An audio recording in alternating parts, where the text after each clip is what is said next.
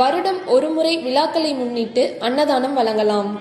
பிறந்த நாள், திருமண நாள், குழந்தைகளின் பிறந்த நாள், முன்னோர்களின் நினைவு நாள் ஆகிய நாட்களிலும் இறைவனுக்கு உகந்த நாட்களிலும் அன்னதானம் செய்யலாம். அன்னதானம் செய்ய இயலாதவர்கள் பசி என்று சொல்லி வருபவர்களுக்கு முகமலர்ச்சியோடு உணவளித்தாலே போதும். அதுவே அன்னதானத்திற்கு சமமானது. இதனால் இறைவன் உங்கள் இல்லத்திலும் உள்ளத்திலும் அமர்ந்து எந்நாளும் உதவி செய்வான் என்பது உண்மை. பாத யாத்திரை வருபவர்களுக்கும், ஸ்தல யாத்திரை வருபவர்களுக்கும், கிரிவலம் வருபவர்களுக்கும், நடந்து வருபவர்களுக்கும் கலப்பை போக்க பல இடங்களில் பலரும் உணவளிக்கின்றனர். அதன் மூலம் அவர்களது ஆத்மாக்கள் திருப்தியுடன் நம்மை வாழ்த்துகிறது. அன்னதானத்தால் கிடைக்கும் பலன்கள்.